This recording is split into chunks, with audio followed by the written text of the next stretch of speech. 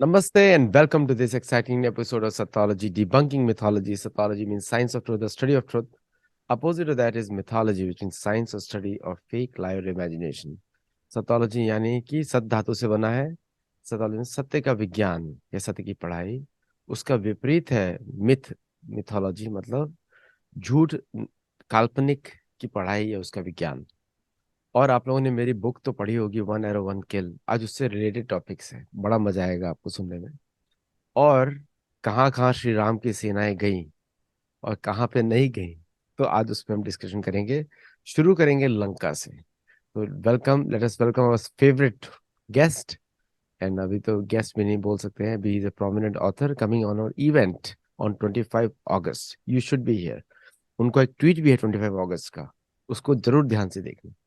तो late us welcome doctor अंकित शाह. नमस्ते। 25 अगस्त का ट्वीट तो आपका इतना प्रोफेटिक है वो. So 25th August, he will be in San Diego. So those of you who are coming to San Diego, you'll be able to meet him and autograph book you can get from him.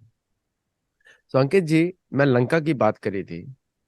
तो भगवान राम ने he made a bridge of 100 योजना, मतलब 800 मील का bridge बनाया. और लंका को वहीं पे जाके, इसको बोलेंगे हिंदी में ठोका. रावण को लंका में ही जाके ठोका. So there are lot of parallels today. और आपने भी एक बड़ा अच्छा ट्वीट डाला था लंका के ऊपर, राम के ऊपर. तो what was the context of the tweet? मैं ट्वीट दर्शकों को बताऊंगा कि अब मैं ट्वीट भी इसका पोस्ट लिंक कर दूंगा, तो यू कैन सी इट. तो हम उसमें जो ट्वीट में ये लिखा है मैंने कि the father of regime change operation वो श्री राम है। तो हमने जितना भी कंटेम्प्ररी वर्ल्ड देखा है उसमें हम यही सुनते हैं कि जो वॉरफेयर है, मॉडर्न वॉरफेयर, वो वेस्ट से आया। तो हमें ये समझना है कि इंडिया ऐसा कुछ है ही नहीं वर्ल्ड में जो सनातन संस्कृति में ना हुआ हो, राइट। तो रजीम चेंज ऑपरेशंस जो है वो सबसे पहले जो रामायण में हम देखते हैं कि श्री राम ने कैसे विभीषण को रावण को हटा के रिप्लेस करके विभीषण को बिठाया। तो रजीम चेंज का अगर कोई एग्जाम्पल है तो वो हमारे शास्त्र में है, रामायण में है। अच्छा, इसके अलावा हमें ये समझना है कि वो सारी की सारी जितनी भी वॉरफेयर की स्ट्रैटेजीज है वो सभी इसमें इंक्लूडेड है, और इंक्लूडिंग दैट गवर्नेंस भी है इसके अंदर। जैसे आप देखते हैं कि जिसको हम बोलते हैं रिप्रेजेंटेटिव गवर्नेंस, तो भरत जो है उनके भाई, वो उनकी पादुकाएं जो है वो अयोध्या की जो गद्दी है, राजगद्दी, उस पर रख के गवर्नेंस चलाते हैं श्री राम के एब्सेंस में। तो एक ये पूरा कॉन्सेप्ट है रिप्रेजेंटेटिव गवर्नेंस वाला, जहां पे अगर आपका कोर लीडर जो है if he is outside state, तो उसका ये मतलब ये नहीं होता कि गवर्नेंस पूरा ठप हो जाए। तो रिप्रेजेंटेटिव गवर्नेंस का भी यहाँ पे प्रोविजन आप देखते हैं एंशियंट इंडिया की ये पूरी हिस्ट्री में। उसके अलावा आप देखोगे कि पूरा जो लंका पे अटैक हुआ उसमें लॉर्ड हनुमान, जिसको बोलते हैं भगवान हनुमान, उनको भेजा जाता है, और ना सिर्फ as a diplomat but it was also like a last warning, और and he was also a spy. तो वो लंका का पूरा इंफॉर्मेशन भी लेके आते हैं वहां जाते हैं जब। और आप ये भी देखते हैं कि जब वो फेल हो जाता है नेगोशिएशन रावण की सभा में, तो आप देखते हैं कि हनुमान जी कैसे पूरी लंका को आग लगाते हैं। माता सीता को मिल के भी आते हैं, और पूरा विवरण लेके आते हैं लंका का कि क्या उसका नक्शा है, और आके पूरी सेना को बताते हैं। तो वो स्पाई वाला वर्क भी है वहां, आप देखते हैं। अच्छा, और स्पाई और डिप्लोमेट भी कैसा कि उनके पास वो सारी शक्तियां हैं जिनसे वो मतलब कोई भी रूप धारण कर सकते थे। उनका आपने तो जो चित्र में हमने जो देखा है हम तो वही बताएंगे, असली में तो पता नहीं कितनी शक्तियां होगी। लेकिन आप देख सकते हैं कि कैसे वो उनकी साइज बड़ी छोटी हुई दिखाई देती है उस वो जो चलचित्र जो बनाया गया है उसमें। और वो सारे असुर जो है उनको भी फेस करते हैं, फेस करके एंटर करते हैं। अच्छा, और एक एक असुरों को जो पड़ाव है वो भी पार करते हुए, उसमें भी सारी स्ट्रेटेजीज है। डिफेंस की। तो ये पूरी वॉर की स्ट्रेटेजी। अच्छा, ये पूरी सेना इकट्ठी होती है, उसका भी पूरा प्रोसेस है। उसके अलावा कौन कौन से किंगडम जो है वो भगवान राम को अपनी सेनाएं देते हैं सपोर्ट के लिए। तो अलायंस का भी यहाँ पे स्ट्रेटेजी दिखाई देता है आपको, ये पूरा है इसके अंदर। अच्छा, डिफेंस की आप स्ट्रेटेजीज देखोगे तो वो भी यहाँ पे भरपूर दिखाई पड़ती है। कि जैसे लक्ष्मण ने अगर शूर्पणखा का जो नाक है वो काट दिया, तो इसको बोलते हैं, जो हम मॉडर्न वॉरफेयर में बोलते हैं, स्विफ्ट रिपोस्ट बोलते हैं, कि तुरंत ही एक्शन लिया। अच्छा, लक्ष्मण ने जो लक्ष्मण रेखा बनाई सीता माता की सिक्योरिटी के लिए, जिसको हम बोलते हैं मॉडर्न वॉरफेयर में the first line of defence for a hard power. तो आज यूएस की नेवी जो है वो यूएस मेनलैंड से, अमेरिकन पॉपुलेशन से इतनी दूर तक उनका एक्सेस और सिक्योरिटी का प्रोविजन जो रहता है, वो इंडो पैसिफिक में हो, वो मिडिल ईस्ट में हो, हर जगह जो फैला के रखा है। तो ये वही स्ट्रैटेजी है जिसको बोलते हैं हम फर्स्ट लाइन ऑफ डिफेंस, जिससे अमेरिकन सिक्योर रहते हैं। अमेरिकन मेन पॉपुलेशन से कितना दूर तक आप रक्षा कर सकते हो, राइट। तो वो सीता माता को जो वो लक्ष्मण रेखा था, that is the first line of defence. उतनी security is the minimum provision that you do. अच्छा, इसके अलावा आप ये भी देखते हैं कि स्पाई वाला वर्क है, रेजिम चेंज ऑपरेशन है। और लंका में अगर विभीषण जो है उनका अगर सपोर्ट मिलता है, तो विभीषण ने भी बहुत सारी इंपॉर्टेंट इंफॉर्मेशन थी जो भगवान राम को दी रावण को हराने के लिए। तो आप देखते हैं कि ना सिर्फ आपने रेजिम चेंज ऑपरेशंस किया, आपने वो देश में जाके उनका जो जिनको आप नए लीडर के तौर पे घोषित करने वाले थे, क्योंकि भारत की ये मानसिकता तो कभी रही ही नहीं कि हम किसी और की जमीन या उस पर या रिसोर्सेस पे हम कब्जा करना चाहते हैं। तो आप देखते हैं कि कैसे विभीषण को अलायंस में लिया गया, विभीषण ने सीक्रेट इंफॉर्मेशन भी दी।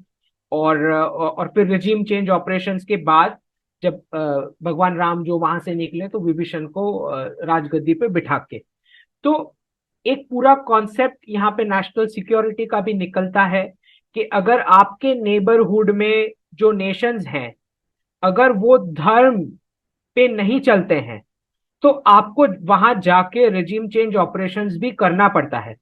तो रेजिम चेंज ऑपरेशंस के बारे में अभी जो कंटेम्पररी वर्ल्ड में जितना भी नरेटिव चलता है, वो पूरा नेगेटिव इसलिए चलता है बिकॉज जो वेस्टर्न स्टाइल है कब्जा करने का, टेक ओवर का, रेजिम चेंज का, वो पूरा नेगेटिव इंटेंट से भरा पड़ा है, क्योंकि उनके ऑब्जेक्टिव्स पूरे अलग हैं। लेकिन धार्मिक व्यू पॉइंट से हमें ये देखना है, जो हमें भगवान राम ने बताया है, विच इज कि अगर आपके नेबरहुड में ऐसी गवर्नमेंट्स हैं जो विच इज एंटाई धर्मा, मतलब धर्म विधर्म या अधर्म को बढ़ावा देती है, तो उसका इफेक्ट आपकी ज्योग्राफी पे आएगा। आप पीसफुली डेवलप या प्रोग्रेस नहीं कर पाओगे। तो अगर सीता माता का हरण हुआ था, तो ये सिंबलिज्म है इस बात का कि आपके नेबरहुड में अधर्म पनप रहा था और उसका इफेक्ट आपकी ज्योग्राफी पे आया।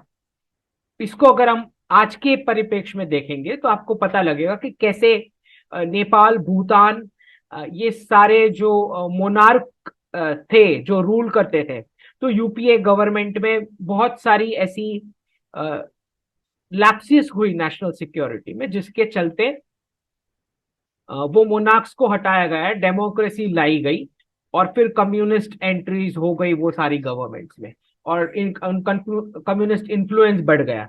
तो अगर आपको पीसफुली प्रोग्रेस करना है, तो आपके नेबरहुड में भी वैसी गवर्नमेंट्स होनी चाहिए जो धर्म को लेके आगे बढ़ती हो। तो पाकिस्तान का न्यूज़ेंस तो सभी को पता है। अच्छा, तो यहाँ पे कहाँ हमने नेशनल सिक्योरिटी का कितना बड़ा लैप्स देखा कि आपके हर एक नेबरहुड की कंट्रीज में वो सारी गतिविधियां शुरू हो गई जो अगेंस्ट इंडिया जाती है।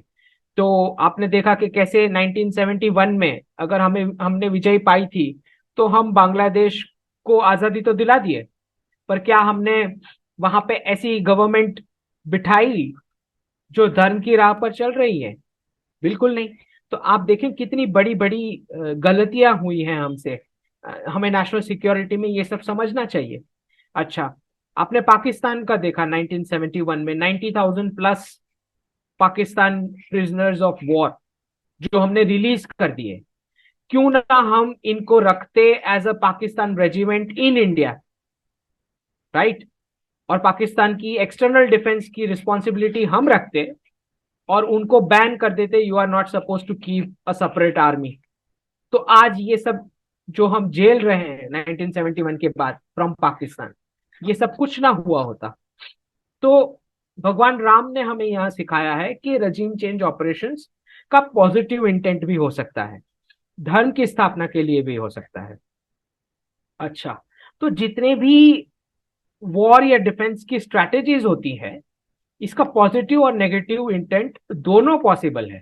ठीक, तो जो अभी हम कंटेम्पररी वर्ल्ड में देखते हैं जिसको बोलते हैं गन बोट डिप्लोमेसी, मतलब यूएस का अगर फॉरेन मिनिस्टर या जिसको बोलते हैं सेक्रेटरी ऑफ स्टेट, वो कहीं किसी छोटे नेशन पे जाता है तो ऊपर से उस नेशन के ऊपर से बॉम्बर्स गुजरते हैं और फिर नेगोशिएशंस चलते हैं, kind of a show of power जिसको बोलते हैं, राइट? तो that is called something, you are negotiating from a position of strength, right? अब उनका इंटेंट पॉजिटिव हो नेगेटिव हो वो अलग बात है, पर मैं ये बता रहा हूं आपको कि ऐसा कुछ भी नहीं है जो सनातन में बताया गया हो और ना हुआ हो ना होने वाला हो, उसमें सब कुछ कवर्ड है। तो आप देखेंगे कैसे भीष्म पितामह जो है वो गन बोट डिप्लोमेसी करते हैं। कैसे? वो जाते हैं गांधार तक, पूरी फोर्सेस लेके जाते हैं और अंध धृतराष्ट्र के लिए गांधारी का हाथ मांगते हैं। तो गन बोट डिप्लोमेसी के फादर भी इंडियन है। ठीक, तो जितनी भी कंटेम्प्ररी वर्ल्ड में आप देखोगे, अच्छा आचार्य चाणक्य ने तो सारी बात की है कि कुट युद्ध कैसे होता है, छद्म युद्ध कैसे होता है, प्रकाश युद्ध कैसे होता है। तो ये तो पूरा सब कुछ हमारे शास्त्र में पूरा डिटेल में है। अच्छा, ये सारी, ये हम कोविड का वायरस देखते हैं, ये भी एक तरह का बायो वारफेयर था। ठीक, तो ये भी तो कवर्ड है, ये भी तो रामायण और इन सब में कवर्ड है कि कैसे डिजीजेस फैलती हैं। अच्छा, अगर हनुमान वो पर्वत लेके आते हैं, लक्ष्मण के जो उनको जो ये कुछ बाण यूज हुआ था, स्पेशल कुछ घातक हथियार लक्ष्मण और राम के ऊपर, तो वो पूरा पहाड़ उठा के लेके आते हैं, उनको संजीवनी बूटी मिलती नहीं है, राइट? तो ये भी एक तरह का वैक्सीन फॉर्मुलेशन की बात हो रही थी कि this is not a medicine which is available, you have to search for it और you have to make it, इसका फॉर्मुलेशन बनाना पड़ेगा। ठीक, अच्छा, आप ये भी देखेंगे कि कैसे ये तो महाभारत में भी है, राइट? कि कैसे शकुनी मामा कौन कौन सी स्ट्रैटेजीज अपनाते हैं, वो पूरा लाक्षागृह बना के जलाते हैं, राइट? ये सब कुछ है, ऐसा कुछ भी नहीं है जो सनातन में ना कवर्ड हो ही नहीं सकता है। अच्छा, आपको ये भी बताया गया है कि श्री कृष्ण जो है वो कैसे बिना हथियार उठाए वो वॉर कर रहे हैं, बिना हथियार उठाए गाइडेंस दे रहे हैं, अर्जुन को बोल रहे हैं कि आप अपना कर्म करें, सारथी जो है वो मैं हूं। ठीक, तो ये आप देखते हैं कि बिना हथियार उठाए भी आप वॉर जीत सकते हैं। इसका भी पूरा अच्छे से प्रोविजन है। और ये तो हमने देखा भी है कि म्यांमार में कैसे एक रोहिंग्या कम्युनिटी का जिस प्रकार से टेरर था, उसको सॉल्यूशन लाने के लिए म्यांमार के एक बुद्ध संत ने कैसे बीड़ा उठाया बिना हथियार उठाए, और रोहिंग्या की समस्या को सॉल्व करने के लिए बहुत उसमें उनका योगदान रहा है। तो एक पूरा जो टेरर नेटवर्क चल रहा था रोहिंग्या कम्युनिटी का म्यांमार में, उसका सॉल्यूशन में एक बहुत बड़ा हाथ है वो संत का। तो हमारे जितने भी संत हैं उन्हें ये समझना है कि आप जो इंडिविजुअल लिबरेशन की बात है कि मोक्ष प्राप्त करना है, वो सारा प्रोसेस आप तभी कर पाएंगे जब आप रियल वर्ल्ड के जो सिक्योरिटी है वो अगर आपकी मेंटेन होती है सिविलाइजेशन की। तो हमारे एक एक संत जो है वो खाली स्पिरिचुअल गुरु ना होकर सिविलाइजेशनल गुरु भी है। क्योंकि ये एजुकेशन की जो सिस्टम है वो चेंज हो चुकी है, ब्रिटिश वाली जो अभी चल रही है, तो हम ये महत्व नहीं जानते हमारे संत महात्माओं का कि उनका सिविलाइजेशनल सिक्योरिटी में कितना बड़ा उनका रोल है। ठीक, वो खाली स्पिरिचुअलिटी की बात नहीं हो रही वहां पे, वो पूरे कल्चर को प्रिजर्व करने की बात हो रही है। ठीक, तो ये सब कुछ, ये पूरा आपको वॉर स्ट्रैटेजी दिखेगा। अच्छा, आ, उसके अंदर महाभारत में आप देखोगे कि कैसे गांधारी जो है वो एक स्पेसिफिक ज्योग्राफी से आती है। उसकी आंख पे जो है पट्टी बंधी हुई है। अ, तो एक तरह का धृतराष्ट्र जो है जिनको अंध दिखाया जाता है, तो एक तरह से सेक्युलरिज्म का अंधत्व बोल सकते हैं कि उनके जो रेडिकल बच्चे हैं वो क्या कर रहे हैं उनको दिखाई नहीं पड़ता है। एक माता है जिनके पट्टी बंधी हुई है, वो कुछ नहीं कर सकती अपने रेडिकल संतानों को रोकने के लिए। अच्छा, आप ये भी देखते हैं कि कैसे 100 पुत्र का जन्म होता है। मतलब ये बताया गया है कि अधर्मी जो है वो नंबर्स में ज्यादा हो सकते हैं। राइट, तो यहाँ पे आपको सारी हिंट दी गई है, वो स्पेसिफिक ज्योग्राफी से आ रही है, सेक्युलरिज्म से उसका मैरिज हो रहा है, साथ में एक शकुनी आ रहा है जिसको हम अभी के कंटेम्प्ररी वर्ल्ड में बोल सकते हैं कि एब्राहमिक क्लेरिक्स, जो रेडिकलाइज करते हैं बच्चों को। ठीक, तो कैसे शकुनी मामा रेडिकलाइज करता है वो पूरे जो कौरव है 100 जितने। अच्छा, उनको उनका उनके दिमाग में ये पॉइजन डालता है कि पांडव जो है वो तुम्हारे दुश्मन है। तो एक पूरा जो अब्राहमिक रिलीजियन का कंटेम्प्ररी वर्ल्ड में हम देखते हैं डिस्क्रिमिनेशन जिसको बोलते हैं बिलीवर्स और नॉट बिलीवर्स के बीच, बिल्कुल वैसे शकुनी मामा पांडव और कौरव के बीच ब्लैंकेट सेपरेशन ऑफ ट्रीटमेंट के लिए पॉइजनिंग ऑफ माइंड्स करते हैं कि ये तुम्हारे रिसोर्सेज पांडव छीन लेंगे। डराते हैं उनको, रेडिकलाइज करते हैं। सेक्युलरिज्म कुछ नहीं कर पाता जो धृतराष्ट्र जो है। तो ये पूरा एक आप देखते हैं कि किस तरह से। अच्छा, द्रौपदी का जो वस्त्र हरण होता है, तो ये भी बताया गया है कि जब जो जो ऐसे एरियाज होते हैं जो रेडिकलाइज्ड होते हैं, वहां पे स्त्रियों का मान जो है वो उस पर डेंजर हो सकता है। ये भी सिंबोलिज्म आप क्लियर देख सकते हैं उधर, कि कैसे उनका शोषण हो सकता है। क्योंकि महाभारत में वो सब कुछ सारे वाइसेस बता दिए गए हैं कि जो हो सकते हैं, और फिर आपको निर्णय लेना है कि आप धर्म के साथ खड़े हैं या अधर्म के साथ। तो पांडव जो है वो कम नंबर्स होने के बावजूद, क्योंकि वो धर्म के पक्ष में है, वो काउंटर कर सकते हैं अगर भगवान जो है वो खुद साथी बन जाए। तो एक जो गुरु का रोल है उस पर क्लियर बताया गया है। ठीक, तो सारी आपको डिफेंस, वॉरफेयर, गवर्नेंस, सारी स्ट्रेटेजीज मिल जाएगी कि कैसे बताया जाता है कि लीकर जो है अल्कोहल, और ये जो है जिसको बोलते हैं जुआ, गैम्बलिंग, ये सारे वाइसेस आपको क्लियर आपके सामने रख दिए गए हैं कि ह्यूमैनिटी को ये वाइसेस फेस हो सकते हैं जो आप चाहें तो इसमें ना पड़े। ठीक, तो ये पूरा आपको सब कुछ एंशिएंट इंडिया में आपको सब कुछ मिल जाएगा। आपने इतने सारे पॉइंट बोले और सारी ऐसा लग रहा था कि मैं अभी बुक रिपीट कर दूं दोनों, पांडवास द फेमस फाइव और दूसरी। अच्छा, आप मैं ऐड करूंगा अंकित जी के लिए। रामायण काल में भारत की पूर्वी दिशा थी पेरू, उदयगिरी। हम्म। और वेस्ट की दिशा थी अस्ताचल, आजकल का आल्प्स, मरुणालय के ऊपर, मरुणालय ज्यादा मेडिटेरेनियन सी को बोलते हैं। और महाभारत काल में भारत की उत्तरी जो बाउंड्री थी वो थी आज की किर्गिस्तान के, सदोबा नदी के ऊपर उत्तर को शुरू होता था। हम्म। और भीष्म ने शल्य के ऊपर, जो कि आजकल मध्य देश है, मध्य देश मतलब सीरिया टाइप का है, लेबनान, उस एरिया में, वहां पे जाके पांडु की शादी कराई थी। हम्म। तो हम्म। ये थोड़ा एक्सपेंड हो गया। और ईस्ट में तो कुछ था ही नहीं, क्योंकि भीम तो पूरा समुद्र देख कर आते हैं पूर्वी दिशा का।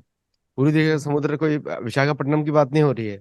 वो हिमालय से सटा हुआ एरिया करके फिर जाते हैं, तो कंबोडिया की तरफ सी हो गया, चीन हो गया आज का। और हम्म। महाभारत काल में उदयाचल मतलब उदयगिरी से राजसूय यज्ञ में अग्नि और अग्निहोत्र यज्ञ में महाभारत काल के बाद गिफ्ट्स आते हैं युधिष्ठिर के लिए। हम्म। और आपने बात करी कृष्ण भगवान की, उन्होंने तो आइलैंड ही स्थापित कर दिया था। तो द्वार आज तो हनुमान जी इस सेशन को सुन के बड़े खुश होंगे कि हमने हनुमान रामायण की दूसरी डेफिनेशन दे दी आज। और आपने हनुमान जी की बात करी शुरू में, तो हनुमान जी तो ब्रह्मा, जब ब्रह्मा वायु देवता को आदेश देते हैं कि सारे जो देवता के पुत्र पृथ्वी पे आए, सबके पास ऐसी शक्तियां हो जो छोटे से छोटा हो जाए, बड़े से बड़ा हो जाए, जितना चाहे लंबा उछल सके, और अंतर्धान हो जाए, मतलब गायब हो सकते हैं, और अपनी इच्छा से उड़ भी सकते हैं, ऐसी शक्तियां दी थी। तो वो ब्रह्मा के आश्रय तो साधारण लोग नहीं थे, वो सबके सब देवता पुत्र थे सबके सब। अच्छा, अभी आपने लंका की बात करी और रावण की बात करी और लक्ष्मण रेखा की भी बात करी। तो लक्ष्मण रेखा तो बाउंड्रीज हो गई, तो सारे के सारे युद्ध बोला जाता था। आपने तो बहुत ही अच्छे अच्छे पॉइंट्स दिए हैं कि हमने अपने शास्त्रों से कुछ सीखा नहीं कभी भी, कि जो जगह हमने जीती वहां पे या तो कर लगाओ, यहाँ मंदिर खोलो, क्योंकि द्वापर युग में तो मंदिर ही खोले गए हर जगह। जो भी आज विष्णु की मूर्तियां मिलती हैं वो सारे हमारे राजाओं की है, युधिष्ठिर की और अर्जुन के द्वारा स्थापित मूर्तियां हैं, जो कि मतलब वहां के मंदिर तोड़ के इन लोगों ने जमीन के नीचे अभी आजकल। तो और जो सूर्य मंदिर बोलते हैं वो तो उसके तो हर जगह मिलते हैं हर जगह एविडेंसेस। सारे पिरामिड सूर्य मंदिर है।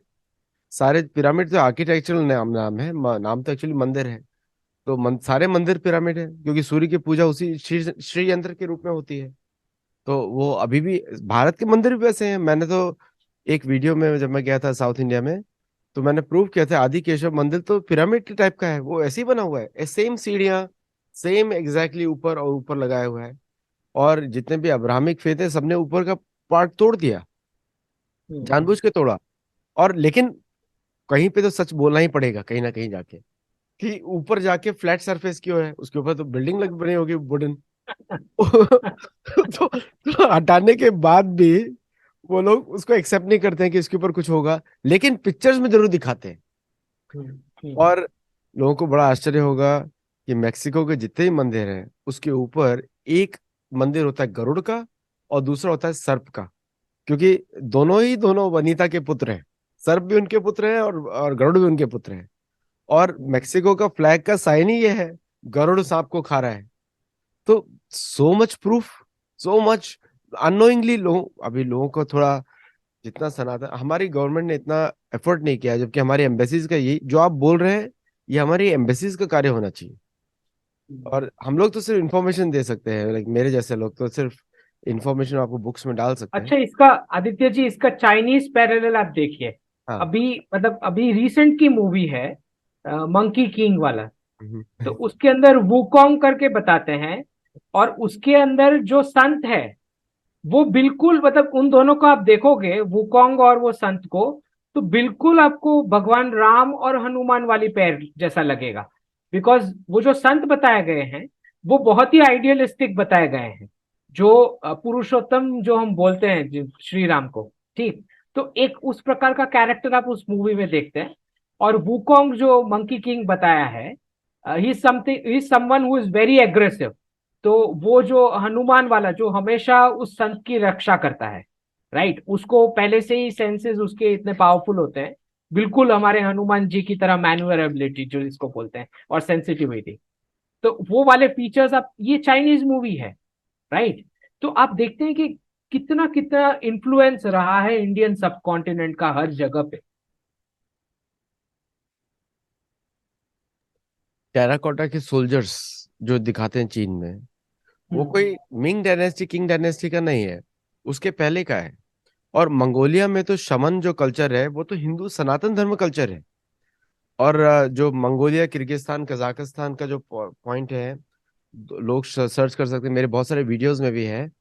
आप देख सकते हैं जेंगिसी चोकुशु, और दूसरा खान टेकरी। और खान का मतलब मंगोलिया में भेड़ होता है। तो कोई खान कुछ इस्लामिक सरनेम नहीं है, वो शमन सरनेम है, हिंदू सरनेम है। शमन मतलब हिंदू। तो अगर किसी आजकल के खानों को बोल दे कि भाई तुम्हारा सरनेम तो हिंदू ही है, खान, मतलब कान मतलब शीप। अच्छा, अब मेरे को आपसे एक क्वेश्चन आता है। ये सब प्रूफ्स तो है हमारे पास, ये सब प्रूफ्स तो अभी और भी बढ़ेंगे, क्योंकि बहुत सारे लोग और भी रिसर्च करने वाले हैं। हम लोग तो एक बेस बना रहे हैं, और तो लोग और भी रिसर्च करेंगे और भी अच्छी तरह प्रूव करेंगे इन सब चीजों को। और तो एक जो आजकल का नासा का जो इमेज, मैं नासा को इमेज एडिटिंग कंपनी बुलाता हूँ, क्योंकि वो कहीं का भी कोई मार्स पे गया नहीं है ह्यूमन, तो वहां की पिक्चर डाल देते हैं, कभी जुपिटर की पिक्चर डाल देते हैं। तो ठीक है, टेलीस्कोप से हम देख सकते हैं, रंग बिरंगा दिखता है, मैं भी घर से देखता हूँ उसमें। तो लेकिन ये जो प्रोपेगेंडा मशीन है, उसका मुझे तो एक ही पर्पस लगता है कि किसी तरह सनातन संस्कृति के जो प्रूफ्स उसको मिटा दिया जाए। और कभी कभी हमारी भारतीय गवर्नमेंट्स भी उसमें बड़ा कोऑपरेट करती है, मतलब सारे रिसोर्सेज दिए जाते हैं। उसका उसका क्या उपाय है?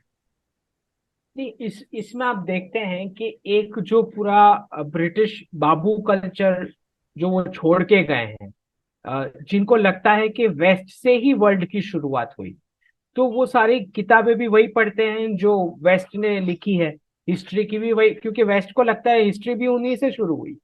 तो उस हिसाब से आप पूरा ये मतलब एक तरह से कॉलोनियल माइंडसेट हो चुका है, जिसको निकलते हुए मतलब कुछ हमारे ग्रैंड पेरेंट्स की जनरेशन को आप हम सब ने सुना है ये बोलते हुए कि British rule was better than ये जो इंडिपेंडेंट वाली हमारी गवर्नेंस, इंडिपेंडेंस वाला जो हमारा गवर्नेंस है। तो एक पूरा एक विक्टिम हुड की वजह से एक पूरा इफेक्ट हो चुका है सबके माइंड्स के ऊपर कोलोनाइजेशन का, जिसको उतरते उतरते एक और जनरेशन लगेगी। और जब जब ये सब अनरेवल होगा तब जाके नेक्स्ट जनरेशन जो है वो जानना चाहेगी कि एंशंट इंडिया था क्या।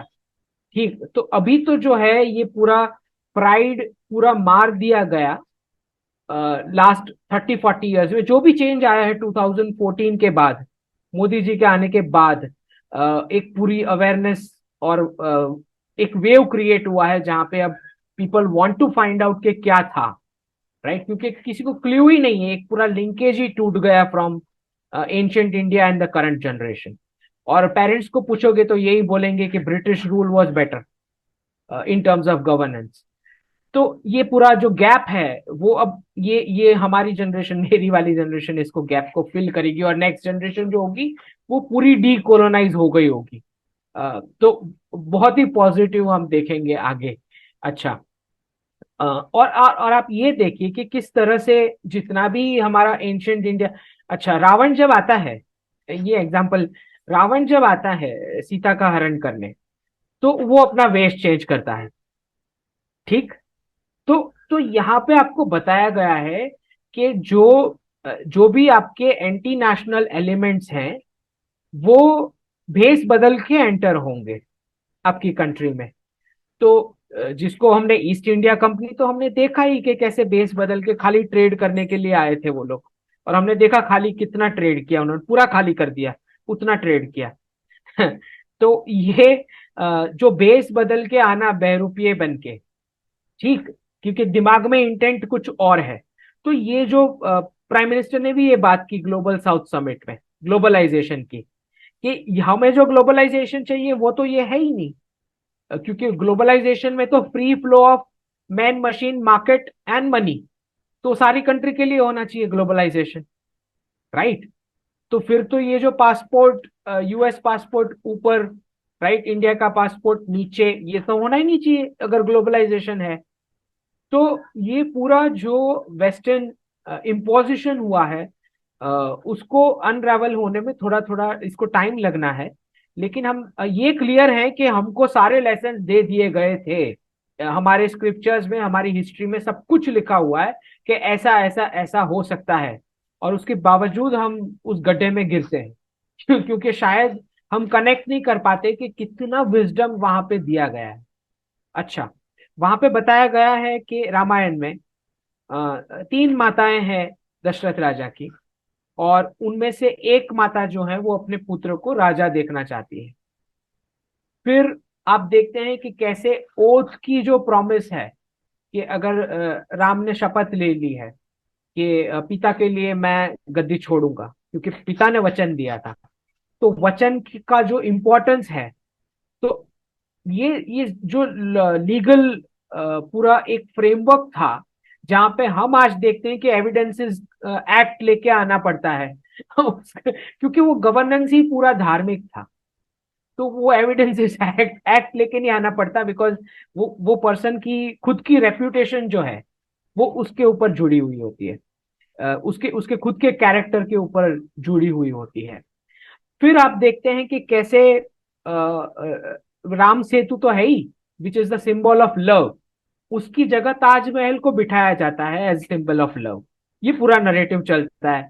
तो ताजमहल जो है वो जिनको नहीं पता है, 7वीं या 8वीं बीबी की कुछ 14th या 15th प्रेगनेंसी पे वो मर गई, और उसकी याद में ताजमहल बना है। और उसमें भी कितनी ब्रूटैलिटी के जिन वर्कर्स ने बनाया, उनके हाथ काट दिए गए या मर गए, जो भी है।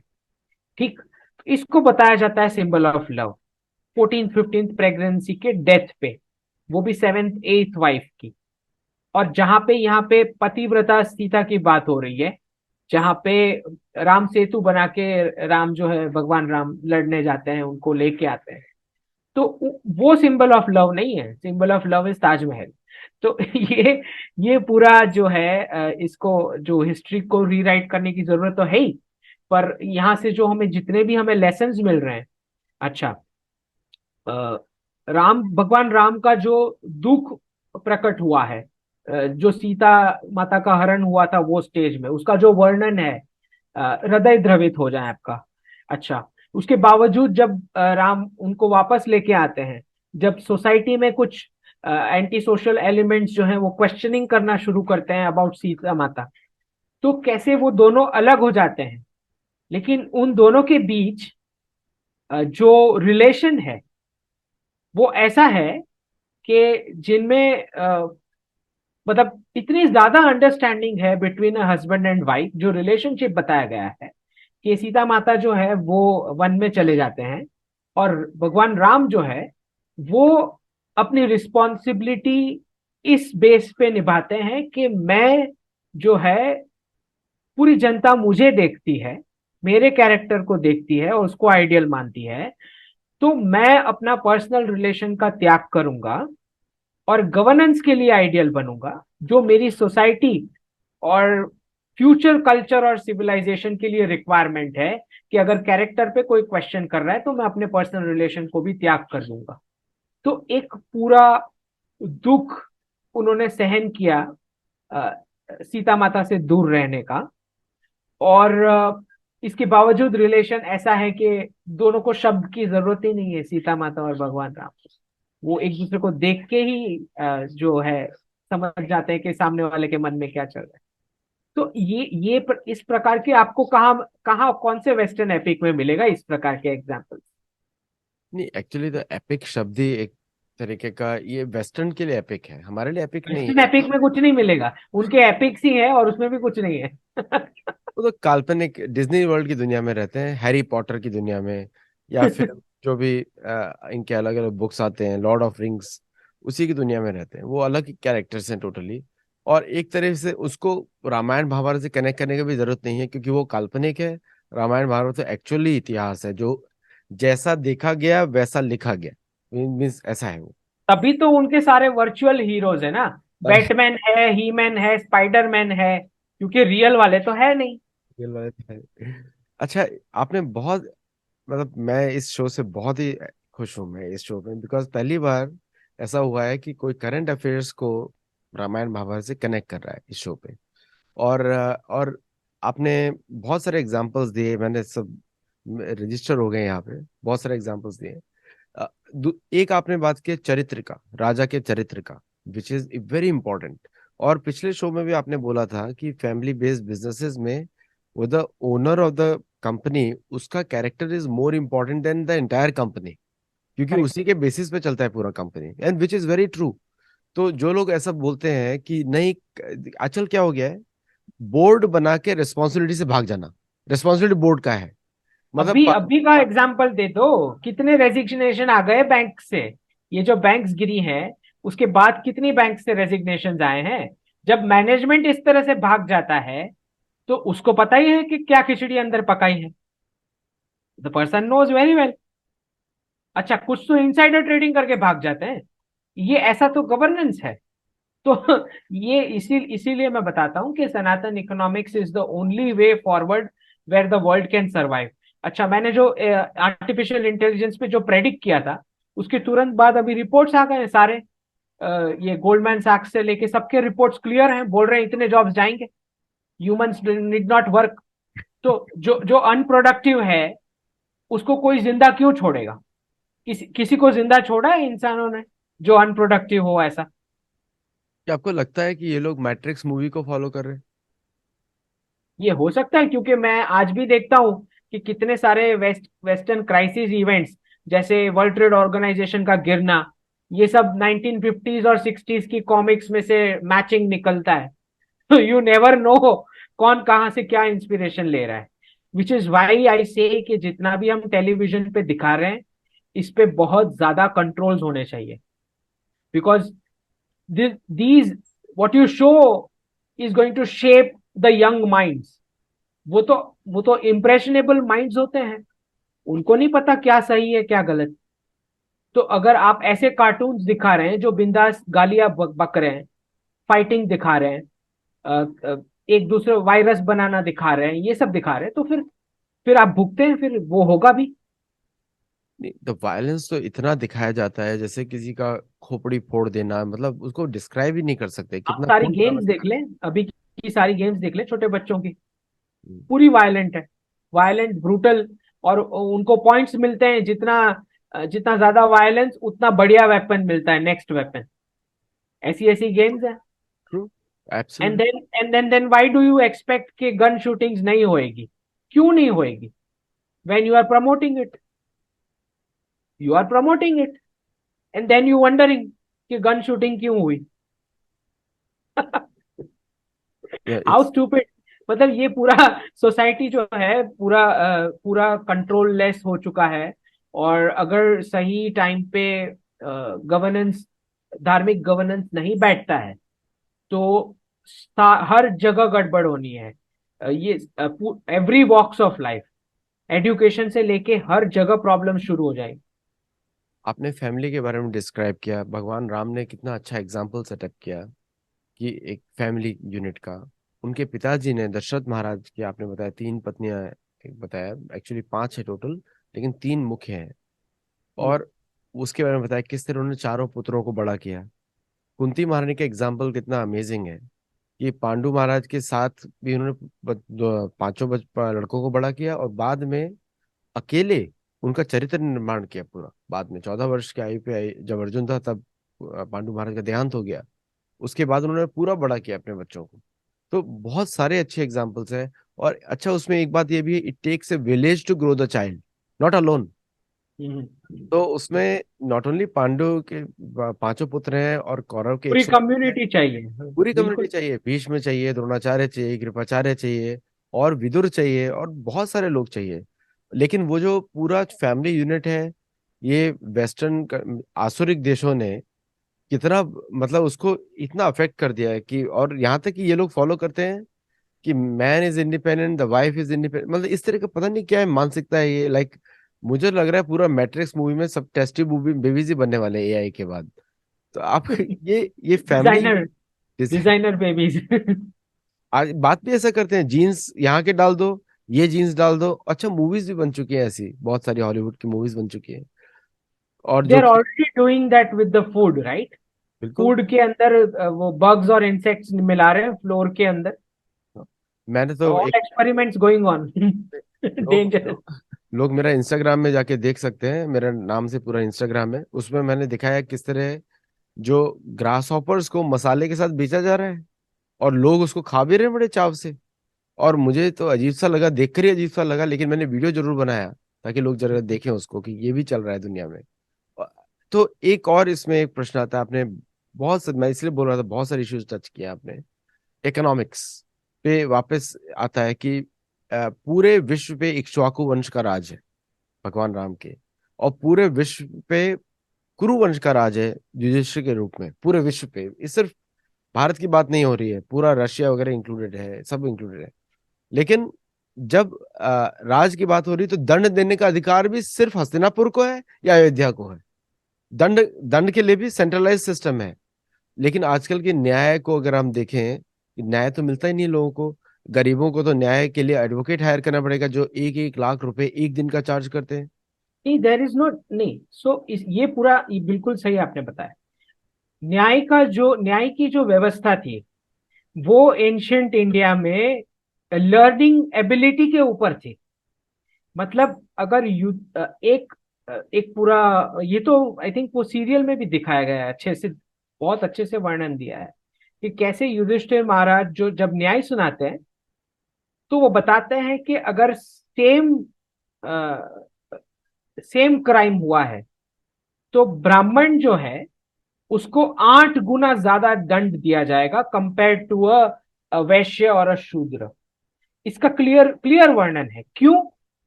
क्योंकि ब्राह्मण जो है उसकी सोशल रिस्पॉन्सिबिलिटी सोसाइटी के प्रति बहुत ज्यादा है। ना सिर्फ वो सबको ज्ञान देते हैं, बट उनकी खुद की जो लर्निंग कैपेसिटी है वो सोसाइटी में ज्यादा है मेंटली। तो सोसाइटी में न्याय व्यवस्था जो होती है वो कभी इक्वालिटी नहीं होती। न्याय व्यवस्था इस तरह से होती है कि जो कम लर्निंग कैपेसिटी वाला पर्सन है उसको इंसेंटिव मिले कि वो अपनी लर्निंग बढ़ाए, सुधरे। ठीक। तो वेस्टर्न प्रणाली जो है जस्टिस की, वो बात करती है इक्वालिटी की। और कैसी इक्वालिटी? यहां पे बात हो रही है पेनल्टी की। और कैसी पेनल्टी? कि अगर आज मैं बिना हेलमेट के व्हीकल चलाता हूं तो मुझे फाइन जो होना है 500 रुपीज, से फॉर एग्जाम्पल। तो कोई गरीब आदमी बिना हेलमेट के जा रहा है, उसको भी 500 रुपीज।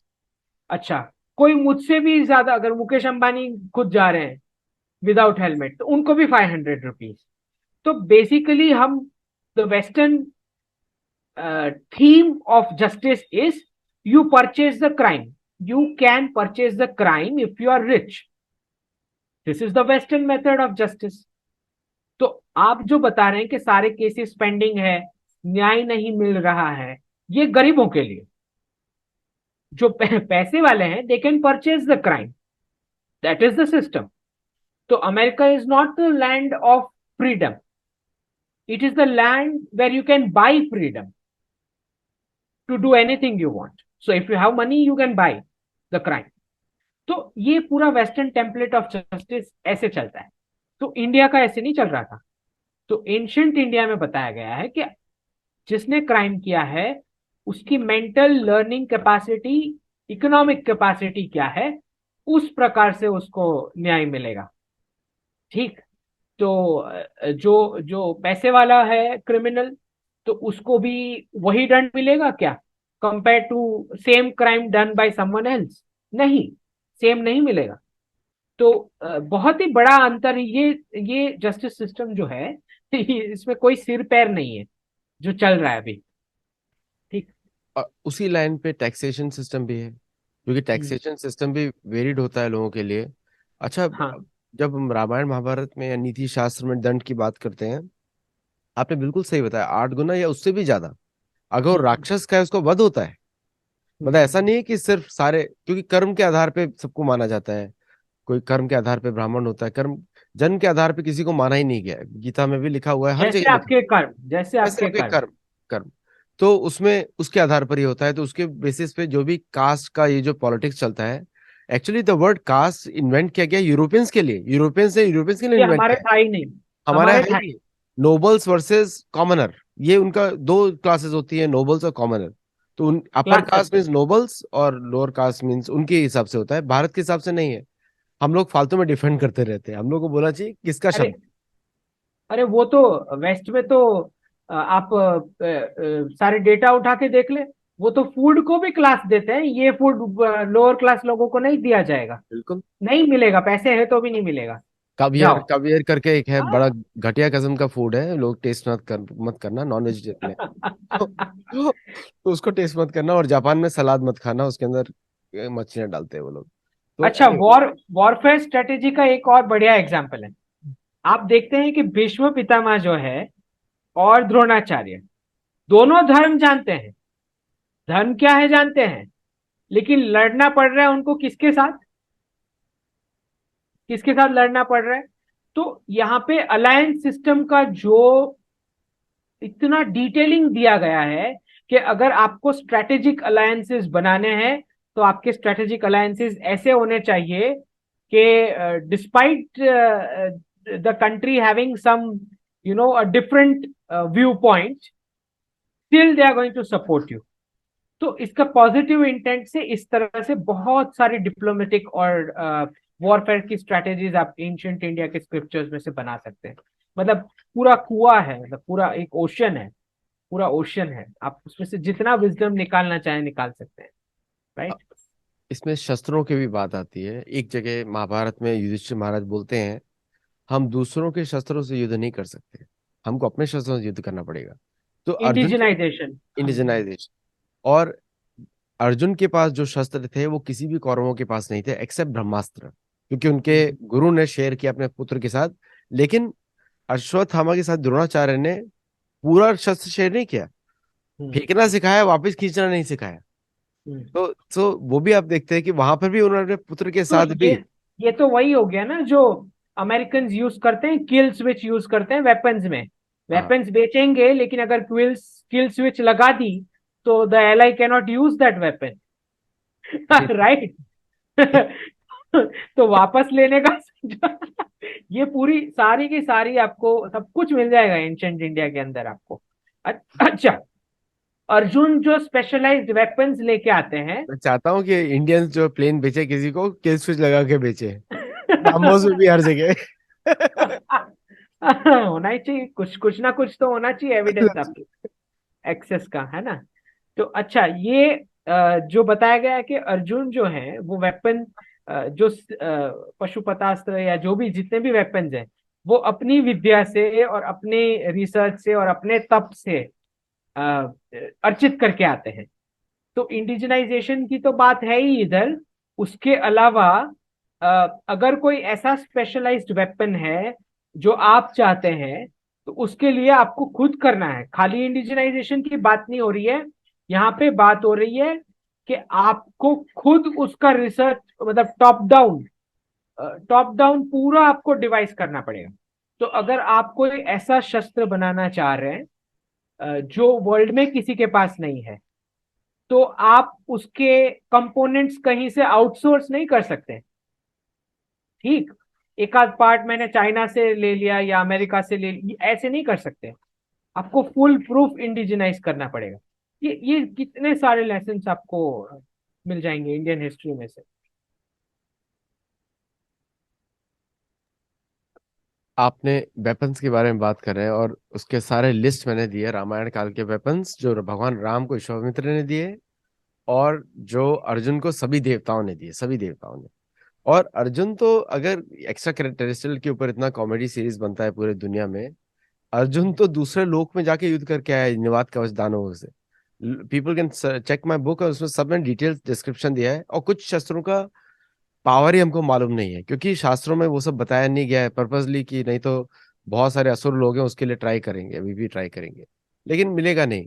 अच्छा, उसमें एक इंपॉर्टेंट बात है, भगवान राम का मन बुद्धि पूरा कंट्रोल्ड है। और भगवान राम के एडवाइजर्स ऋषि वशिष्ठ मुनि हैं, वामदेव हैं, 10 एडवाइजर हैं मेन। 8 मेन ऋषि हैं, 2 उनके सहायक ऋषि हैं, 10 एडवाइजर हैं। और सारे के सारे ऋषि हैं जो योग विद्या में पारंगत है।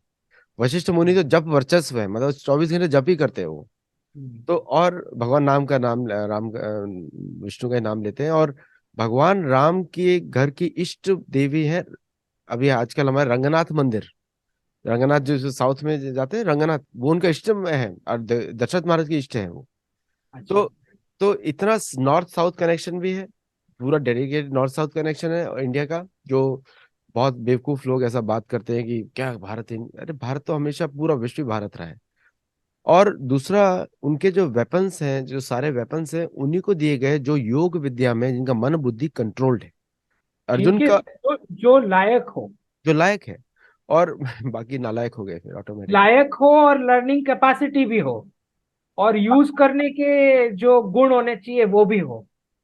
मतलब इतना शक्ति होने के बाद भी अर्जुन करुणा की बात कर रहा है, कंपैशन की बात कर रहा है। पहले चैप्टर में गीता में लोग पढ़ सकते हैं कि कितना कंपैशन दिखा रहा है वो लोगों में, क्योंकि उसके पास शक्ति है, उसको मालूम है सबको मार सकता है, उसके पास बहुत शक्ति है। अगर वो देवताओं के एनिमीज को हरा सकता है तो मनुष्य तो कुछ भी नहीं है उसके सामने। तीसरा उसमें एक पॉइंट आता है कि इस तरह के शस्त्रों में आपको देवताओं की शरण लेनी ही पड़ेगी, क्योंकि देवता इसको मैनेज करे, पृथ्वी पृथ्वी डिस्ट्रॉय तो नहीं कर सकता है कोई भी। और अंत में जाके, और बहुत सारा इंसिडेंट्स ऐसा हुआ है यूएफओस का, जो मैंने काफी शोज में लोग चेक कर सकते हैं, जहां पे यूएफओस ने आके सिर्फ अमेरिका के न्यूक्लियर साइट्स को ही टारगेट किया है। मतलब हर 2 हफ्ते में उनके न्यूक्लियर वेपन ढिल जाते हैं, ऊपर से नीचे तक चला नहीं सकते वो लोग। तो तो ये भी हम देखते हैं कि डायरेक्ट इंटरफेरेंस है। मेरा क्वेश्चन ये है कि जैसे योग, मन बुद्धि पे कंट्रोल, और ये जो एक आपने एक शायद हमारी पर्सनल बात हो रही होगी, उस समय डिस्कस किया था कि पात्रत्वा के अनुसार अगर समाज में पात्रत्वा होगी तो साथ में ऑटोमेटिकली लॉ एंड ऑर्डर भी मेंटेन रहेगा, उस विषय पे बात किया था। तो योद्धाओं में भी ऐसा होना चाहिए, हुड़दंगबाजी नहीं होना चाहिए, ये सब नहीं होना चाहिए। इस विषय में क्या बोलेंगे आप? नहीं, ये तो बहुत ही क्लियर है कि ये जो पूरा इक्वालिटी का लेफ्टिस्ट वोकिस्ट नरेटिव चलता है कि एजुकेशन शुड, जो अभी हम देखते हैं education is free for all, सबको मिल जाना चाहिए, ये आप बेसिक एजुकेशन तक बात कर रहे हैं, ठीक है। कल को कोई बोलेगा कि टेनिस प्लेयर बोलेगा कि मेरे को ऑपरेशन थिएटर में जाने दो और I will do the operation, तो ऐसे नहीं होता है। तो हर एक चीज के लिए एक पात्रता जिसकी बात होती है, तो एक चीज होती है कि आपके पास स्किल है, लेकिन स्किल के साथ विवेका भी होना चाहिए। तो दोनों होना चाहिए। आपको कोई भी विद्या आपको ऐसे ही नहीं दी जा सकती। तो एक पूरा लेफ्टिस्ट मैं नरेटिव बहुत सारे आर्टिकल्स पढ़ता हूँ, मैं देखता हूँ कि कैसे बताया जाता है कि पंडित और जो ब्राह्मण थे वो विद्या किसी को देते नहीं थे, पास ऑन नहीं करते थे। भाई आपको ये देखना है कि सामने वाले की पात्रता थी भी क्या, वो विद्या प्राप्त करने के लिए या उसका सही उपयोग करने के लिए। और उसके अलावा आप ये भी तो देखिए कि जब जब कभी कोई भी सिविलाइजेशन पे इन्वेडर्स का अटैक होता है, तो जो भी कम्युनिटी है, जिसकी रिस्पॉन्सिबिलिटी बनती है ये विद्या को कंटिन्यू करने की, स्पेसिफिक विद्या, तो वो एनवायरमेंट में जहाँ पे आपके ऊपर इन्वेजन्स हो रहे हैं, तो बिल्कुल ज्यादा ये ये क्लैरिटी के साथ जांचा परखा जाएगा कि विद्या गलत हाथ में ना चली जाए। बिकॉज एक जो फिजिकल सिक्योरिटी चली जाती है जब, तो आपका पूरा जो एजुकेशन का सेटअप है वो बिगड़ गया, जो हमने देखा हिस्टोरिकल इंडिया में इन्वेडर्स आने के बाद, इस्लामिक रूल, ब्रिटिश रूल, इन सब पे। तो ये जो आरोप लगता है कि एक एक वर्ग को या दो वर्ग, दो तीन वर्ग या उनके सेक्शंस को कभी भी नॉलेज का एक्सेस नहीं दिया गया। नॉलेज का एक्सेस दिया जाना वो बहुत सारे फैक्टर्स पे डिपेंड करता है। आज अगर आर्टिफिशियल इंटेलिजेंस के ऊपर रिसर्च हो रहा है, उसमें प्रोग्रेस हो रहा है, पर वो आर्टिफिशियल इंटेलिजेंस का किस हाथ में जाके क्या उपयोग हो सकता है, अच्छा उपयोग हो सकता है और नेगेटिव भी उपयोग हो सकता है। ठीक। तो जब कोई सोसाइटी आक्रमण झेल रही होती है, तब ऐसी विद्याएं जो नाश कर सकती है, तो ऐसी विद्याओं को सुरक्षित संरक्षित रखने के लिए हो सकता है किसी कालखंड में ना एक्सेस दिया गया हो कुछ सेक्शन ऑफ सोसाइटी को, क्योंकि जो जैसे मैंने बताया कि पात्रता और वो विद्या को कंटिन्यू करने की उसके प्योरेस्ट फॉर्म में कितनी कैपेसिटी है, उसके बेस पे होगा। और ये तो आज आज के मॉडर्न इंस्टीट्यूशन का आप एग्जांपल ले लें, कहीं भी एंट्रेंस टेस्ट नहीं होती है क्या? आपको ऐसे ही कोई भी क्लास में जाके आप बैठ सकते हैं क्या?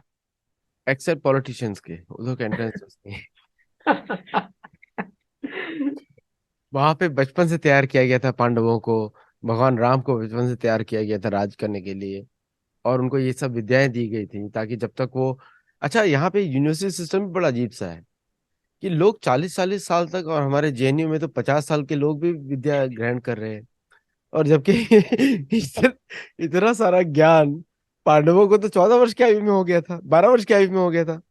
तो 40-40 वर्ष तक जो लोग पढ़ाते हैं तो मुझे ये समझ में नहीं आता क्या पढ़ा रहे हैं वो, लेकिन पूरा सिलेबस भी वोकिस्ट, स्टूडेंट्स भी वोकिस्ट।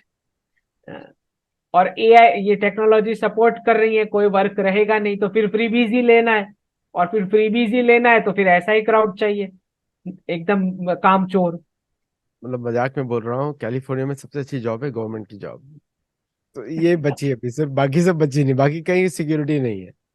तो anyway, तो ये कैलिफोर्निया नाम ही उसका, कली है फोर्निया, मतलब कली में foremost is California.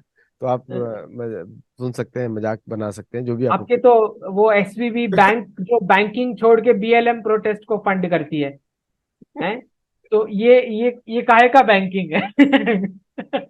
And then we are surprise कि क्या चल चल रहा है। पूरा economics is a joke. The नहीं, western economics is totally a joke. हमने हमने अभी ये लास्ट शो में हमने ऑलरेडी डिस्कस किया है, प्रवृत्तिम च निवृत्तिम च। ना इनको मालूम है क्या करना चाहिए, या ना इनको मालूम है कुछ करना चाहिए। अच्छा, प्रभुपाद एक इस्कॉन जो फाउंडर है, उन्होंने बताया था कि इंडिया हैज आईज। और उस समय बोल 70 के दशक में बोला था, जब इंडिया के पास पैर नहीं थे। अभी तो इंडिया के पास पैर और हाथ दोनों उग गए हैं, बड़े हो गए हैं, जो पिछले 2014 से।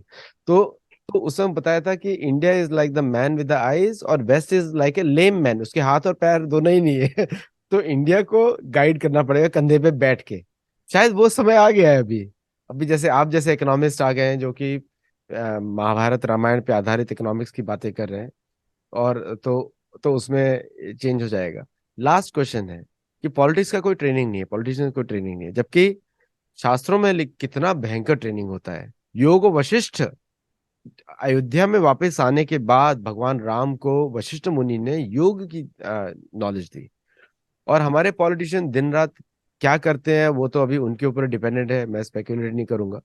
लेकिन ऐसा मैंने किसी का दिनचर्या नहीं देखा है कि सुबह, अच्छा, सारे जो राजा बनते हैं आजकल, जो लीडर्स बनते हैं, किसी का मिलिट्री बैकग्राउंड नहीं है। मतलब दूसरे लोग मरेंगे, वो तो आराम से बुलेट प्रूफ में हर जगह सज संवर के ऊपर की तरफ बैठेंगे। आजकल मुकुट तो होता नहीं है, लेकिन मुकुट इमेजिनरी है, क्योंकि बैंक बैलेंस बहुत बड़ा है। तो लाइक वो सज के संवर के बैठे हुए हैं सारे, किसी को कोई रिस्पॉन्सिबिलिटी नहीं है कि सोल्जर कहाँ जा रहा है। जैसा अमेरिका तो किसी को भी पकड़ के किसी को भेज देता है ग्रीन कार्ड के लिए। तो नहीं आप तो अमेरिका तो, आदित्य जी, अमेरिका तो अब मुझे बिल्कुल बिल्कुल ही बैंकरप्ट पाकिस्तान जैसी निशानियां दिखाई देती है अमेरिका में। मतलब कोई भी इंस्टीट्यूशन वो काम नहीं कर रहा है जो उसने करना चाहिए। मतलब गवर्नमेंट में बैठे हैं सेल्समैन, बैठे हैं प्रोडक्ट्स के, कंपनीज के लिए।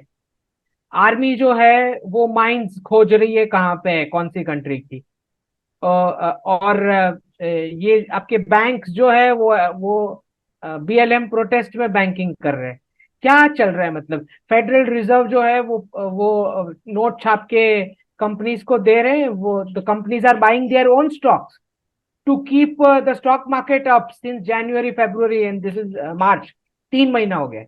3 महीने में the companies have bought their own stocks from the federal supply, money supply, just to keep the confidence of the people in the stock market.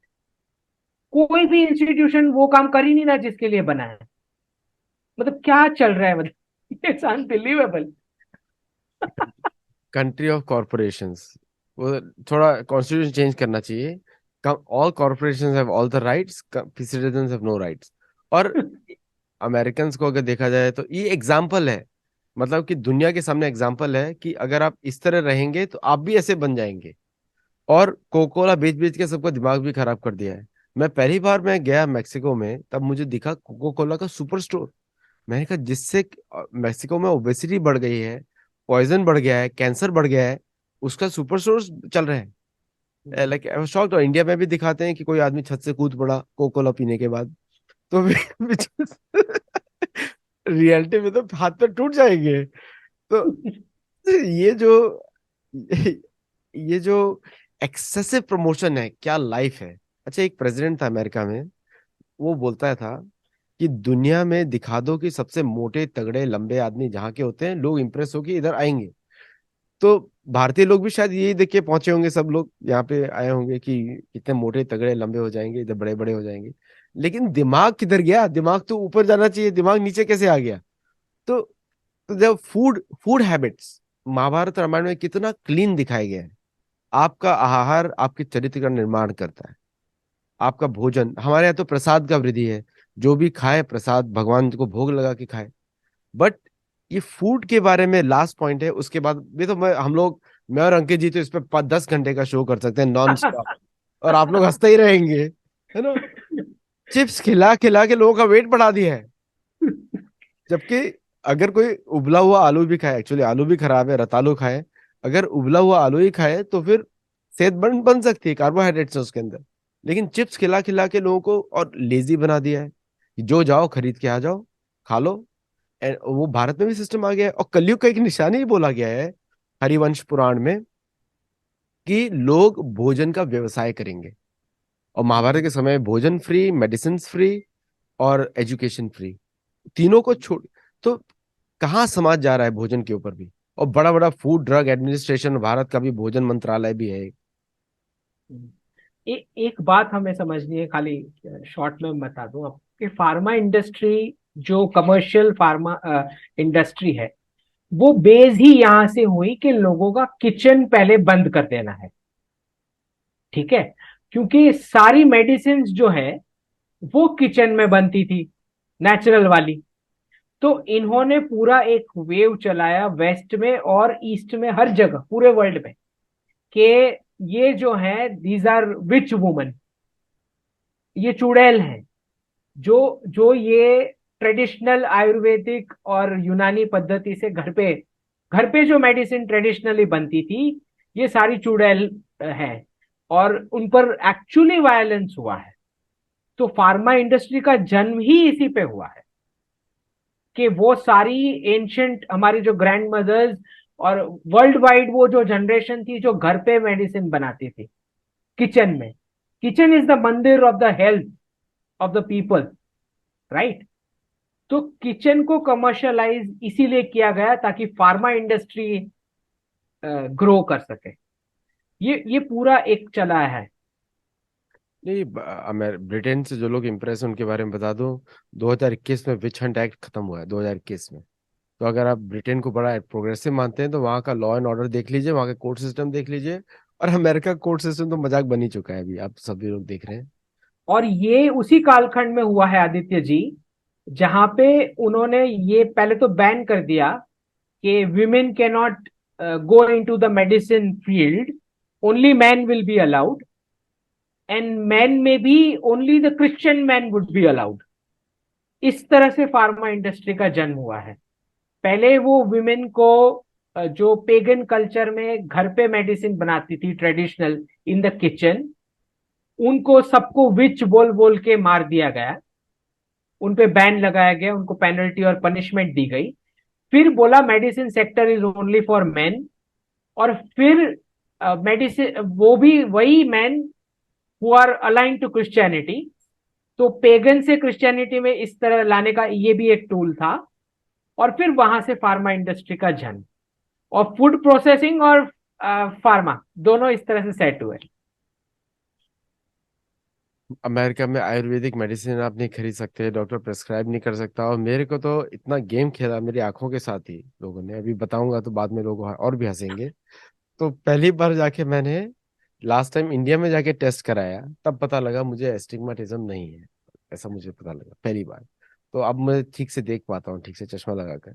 But anyway, thank you so much Ankit ji. And this show we can continue for years, इतना data है हमारे पास।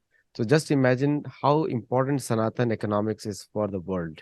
क्योंकि अर्थशास्त्र doesn't is not about just money, अर्थशास्त्र is about the lifestyle, about defense, about social equality, real equality, not unequal inequality, or recognizing everybody as per their qualities, as per their nature, not as per their birth. तो उस पे it is the ultimate system actually. और thank you Ankit ji for putting so clearly everything, और उसको relate करना आज के जीवन से, because this is the stupidity which is going on her जगह। और इसको वही बोलना पड़ेगा जो मैंने अभी बोला, there is no other word for it. So thank you so much, नमस्ते। और अगले हफ्ते जरूर जुड़िएगा एक नए भयंकर एपिसोड के साथ। नमस्ते। है।